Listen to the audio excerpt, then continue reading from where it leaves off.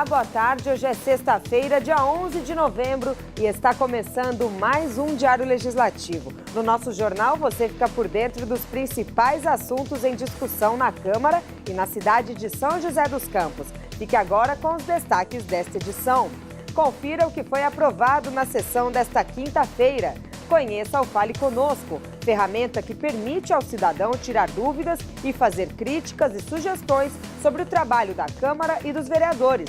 Projeto de lei pretende reduzir o número de comissões da Câmara. Na última reportagem sobre o orçamento municipal, vamos mostrar de que forma a população pode participar das discussões sobre esse assunto. E em nossa entrevista de estúdio, vamos falar sobre os 30 anos do Tribunal Regional do Trabalho, que abrange São José dos Campos. Seja muito bem-vindo, o Diário Legislativo está no ar.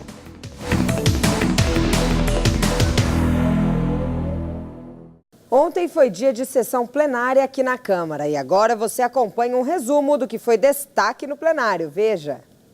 Durante a 69ª sessão do ano, um requerimento de autoria do vereador professor Calazans Camargo foi incluído e aprovado pelos vereadores. A proposta homenageia a Escola Estadual Ilza Moller Cópio, líder no ranking do Enem. A instituição ficou com a melhor nota dentre as escolas estaduais do interior paulista, com exceção das escolas técnicas. Ainda de autoria do vereador professor Calazans Camargo, foi aprovado um projeto de decreto legislativo que concede a medalha Mérito Esportivo a Arthur Hashimoto Inoue. O judoca e educador físico foi treinador de atletas da cidade e criou um sistema de treinamento funcional para cadeirantes. Também foi aprovado um projeto de autoria do vereador Carlinhos Chaca, que concede título de cidadão joseense ao senhor Benjamin Bueno.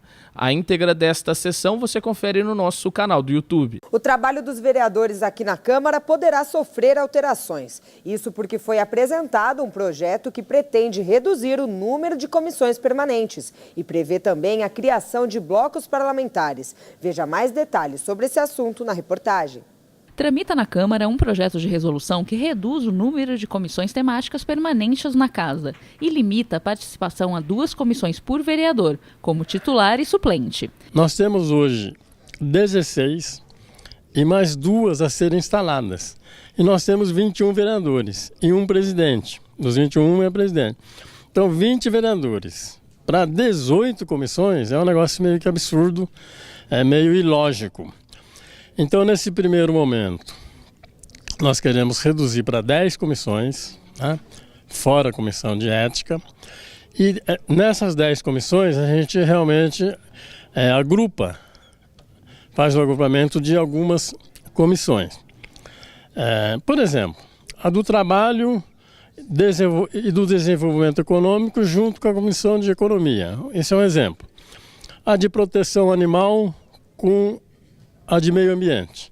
O texto prevê a criação de blocos parlamentares. Poderão ser formados até 7 blocos parlamentares, reunindo vereadores que possuem afinidade política. Regulamentando a figura do bloco parlamentar, que já existe na Assembleia, na Câmara Federal, no Senado, que ele funciona como se fosse um partido. Alguns vereadores se unem em torno desse bloco parlamentar, vamos supor, 3, 4 partidos com 2 ou 1 vereador cada um, forma aí 5 vereadores que formam um bloco parlamentar. Ele tem a figura como se fosse um partido. Quanto maior o bloco, o número de vereadores, maior a participação dele. Além de assegurar a representação partidária proporcional, outro objetivo é ter critérios para a nomeação de membros ad hoc, quando um membro não dá parecer no prazo.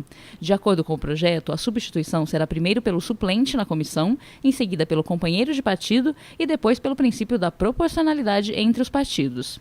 Porque hoje não está muito claro, e a gente tem que deixar muito claro como que é o procedimento. O vereador perdeu o seu prazo de dar um parecer, é nomeado um ad hoc. Para nomear um ad hoc, o presidente não pode simplesmente pegar um vereador e nomear. Tem que ter uma regra, um critério. E aí vem a figura do tamanho da bancada. A bancada maior tem a preferência. Por isso, também vai de encontro à criação do bloco parlamentar. O projeto de resolução vai passar pela Comissão de Justiça e Redação e tem prazo de emendas até 28 de novembro. Nós temos aqui umas particularidades que às vezes dá conflito de dupla interpretação. E aí fica na mão do presidente para decidir. Então, algumas coisas pontuais que nós estamos sugerindo para ser alterada e futuramente, com certeza, precisa de ter uma reforma completa do regimento. E no próximo bloco você acompanha a nossa entrevista com o desembargador Lourival Ferreira dos Santos, atual presidente do Tribunal do Trabalho da 15ª Região. É daqui a pouco.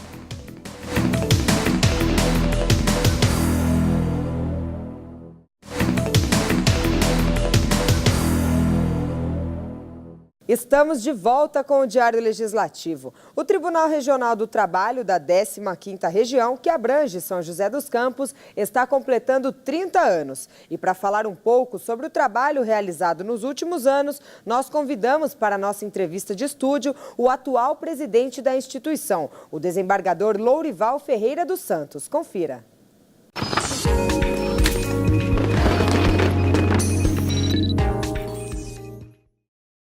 Olá, ao meu lado o desembargador Lourival Ferreira dos Santos, que é presidente do Tribunal Regional do Trabalho da 15ª Região, que engloba São José dos Campos. Muito obrigada, viu, doutor, por aceitar o nosso convite para essa entrevista. Eu é quem agradeço.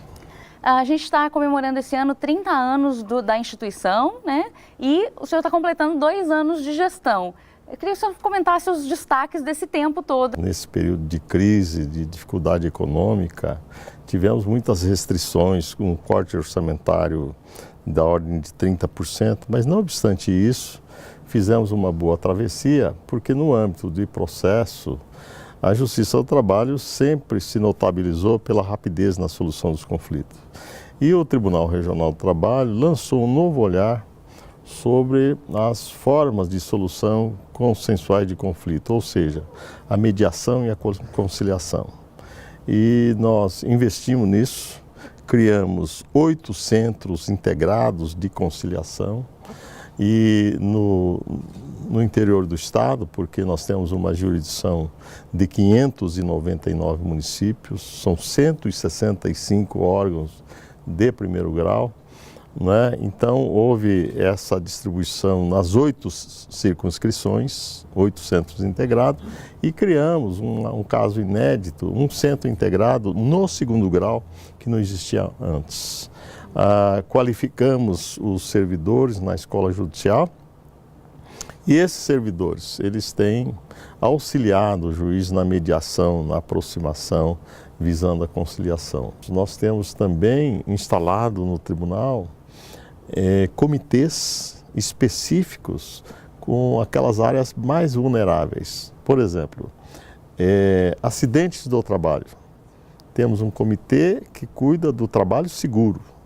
O que é isso? Seria um trabalho visando a perspectiva de nós orientarmos os empregadores no sentido de evitar o acidente, porque o acidente mutila, digamos assim, o trabalhador, há um prejuízo a ele, às vezes da própria vida, e também seus entes queridos.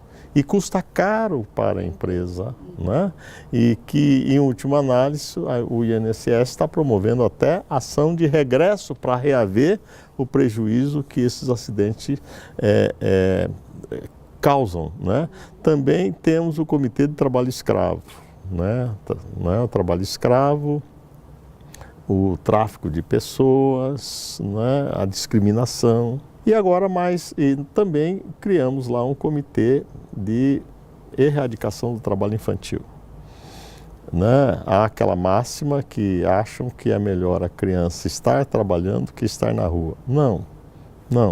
É melhor a criança estar na escola. E nós instalamos mais 9 centros, mais 9 juizados especiais da infância e da adolescência, que têm a missão não apenas julgar as causas das crianças, dar prioridade, dar preferência, mas também manter uma interlocução para ajudar, digamos assim, na orientação das famílias e no encaminhamento. Né?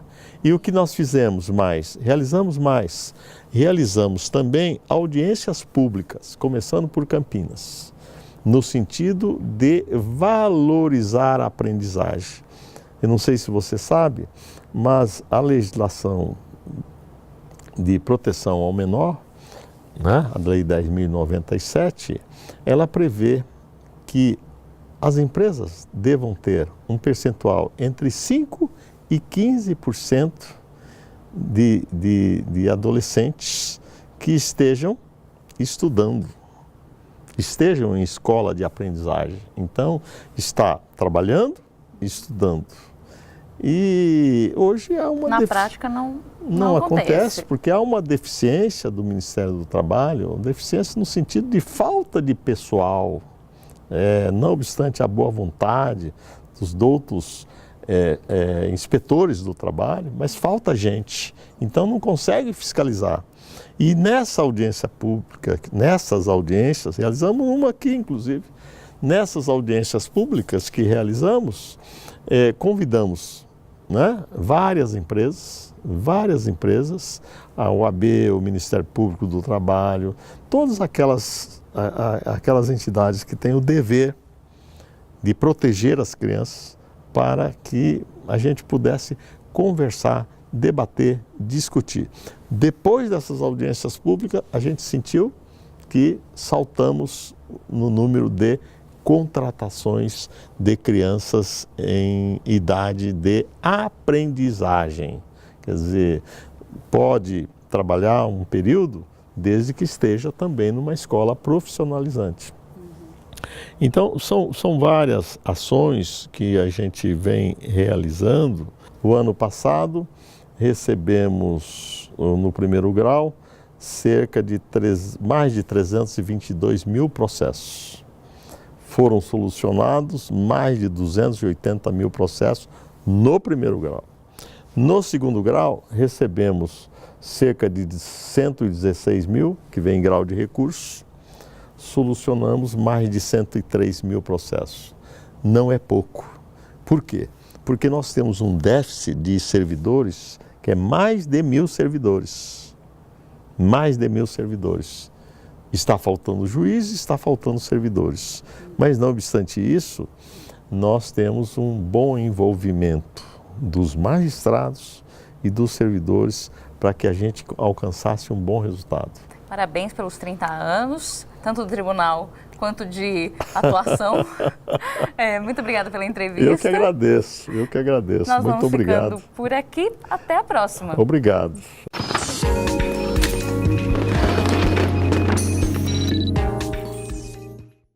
Agora vamos falar sobre mercado de trabalho. Confira as vagas de emprego disponíveis no PAT de São José dos Campos. É a nossa agenda de serviços.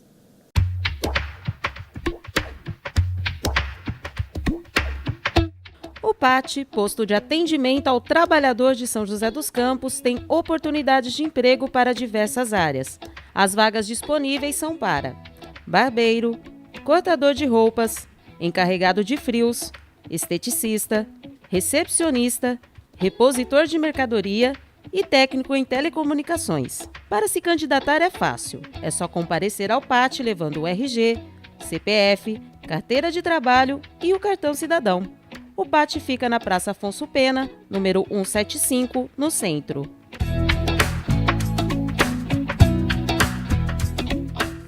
No próximo bloco, confira a nossa última reportagem especial sobre o orçamento de 2017. E ainda, saiba mais sobre como interagir com a Câmara através da ferramenta Fale Conosco. A gente volta já.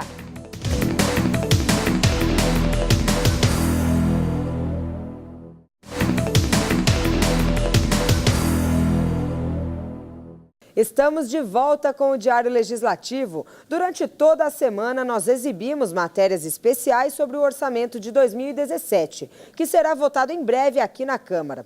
Hoje, você acompanha a última reportagem especial sobre o tema. Saiba como a população pode participar das discussões.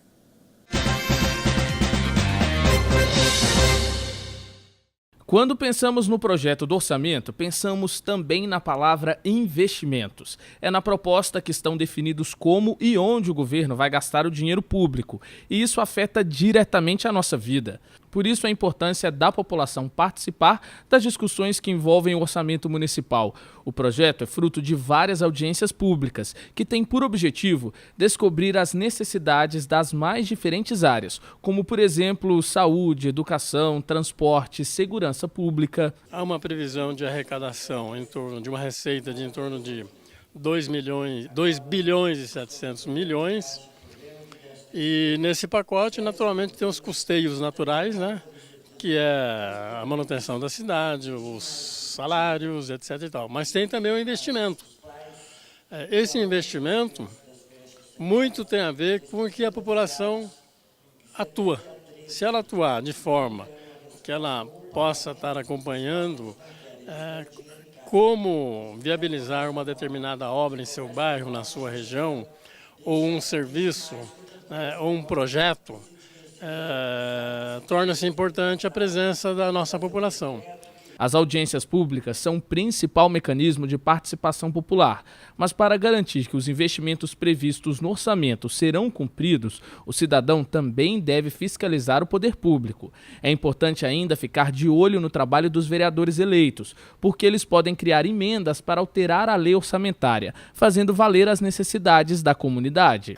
A participação, acho que vem muito da conscientização, né, da população estar se envolvendo um pouco mais, não diria assim, com a política em si, mas também na eleição dos seus representantes, se aproximar um pouco mais da Câmara, conhecer mais um pouco sobre o orçamento participativo, ter uma noção de onde está sendo investido esses recursos, né, e estabelecer também um modelo de fiscalização, tanto nos bairros, nas escolas, saber o quanto que se arrecada, para onde está indo sendo destinado esse dinheiro que é da própria população. Para ampliar a participação de todos os cidadãos nos debates da proposta, será realizada uma nova audiência pública sobre o tema na Câmara de São José. O encontro vai ser na próxima sexta-feira, dia 18 de novembro, às 6 horas da tarde. Participe! Vamos saber agora como fica o tempo na tarde desta sexta e também no fim de semana.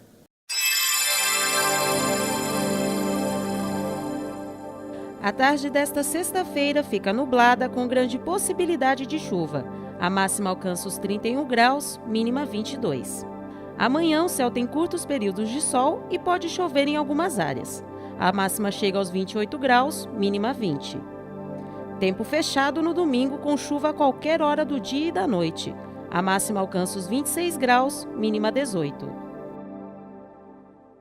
Você sabia que o site da Câmara tem uma ferramenta de comunicação direta com a população? É o Fale Conosco. Na página, o cidadão pode tirar dúvidas, fazer comentários, críticas e sugestões sobre o trabalho da Câmara Municipal e dos vereadores. Confira mais detalhes na reportagem.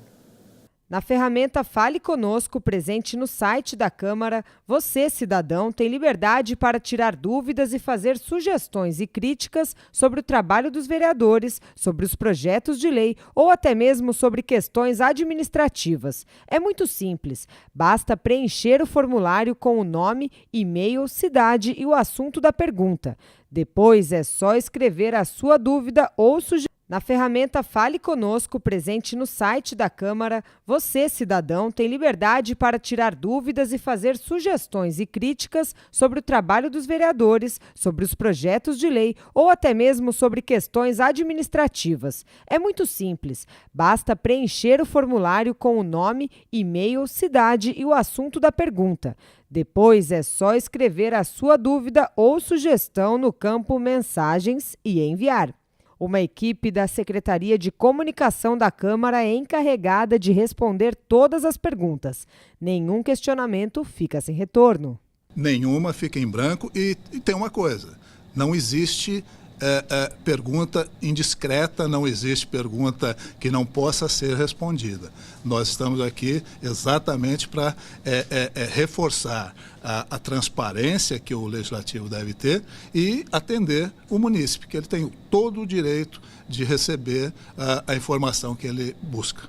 De acordo com a Secretaria de Comunicação da Câmara, desde que o novo site da Câmara foi criado, há cerca de 4 meses, o Fale Conosco já recebeu cerca de 200 apontamentos, a maior parte referente a dúvidas sobre projetos de lei. A população quer saber como a lei é aplicada, qual é o número da lei, onde encontrar o texto integral da lei. Isso nós enviamos para o munícipe.